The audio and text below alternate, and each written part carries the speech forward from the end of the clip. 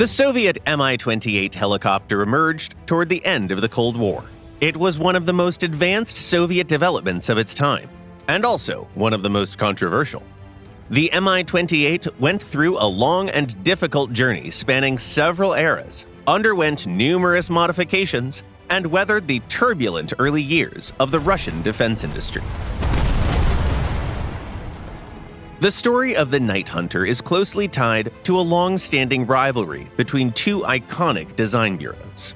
The teams, led by Mikhail Mil and Nikolai Kamov, had been competing since the early Cold War. In the 1970s, when the Soviet military announced a competition to develop an anti-tank helicopter to support ground forces, both bureaus jumped at the opportunity.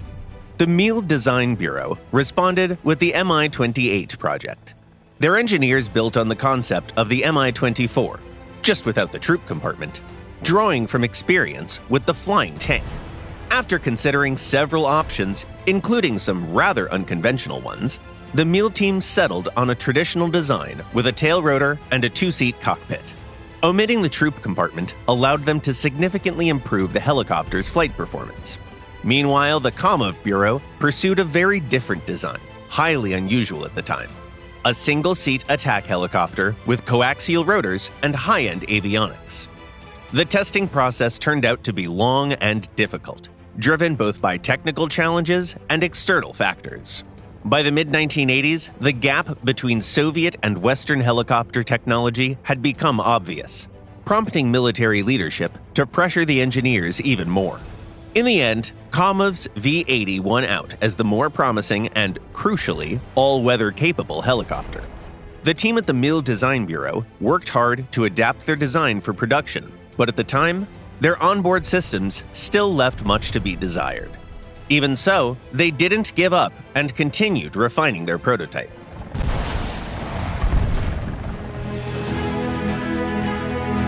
In January 1988, the Mi-28A finally took to the skies.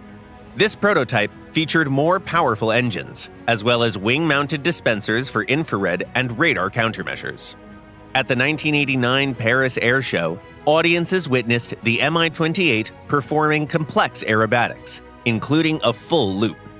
Thanks to its combination of agility and relatively strong protection for a helicopter, the Mi-28 earned the nickname Flying Tank, just like its predecessor.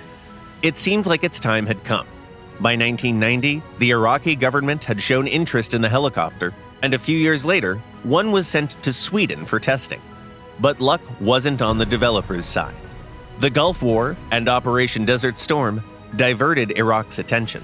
Sweden turned down the Mi-28, and Russia's own military continued to favor the Ka-50.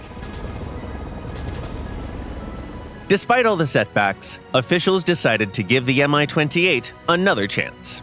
In the mid-1990s, the Mil Design Bureau completed work on the Mi-28N, or Night Hunter. Its major innovations were a modern night vision system and a radar for all-weather, day and night combat operations.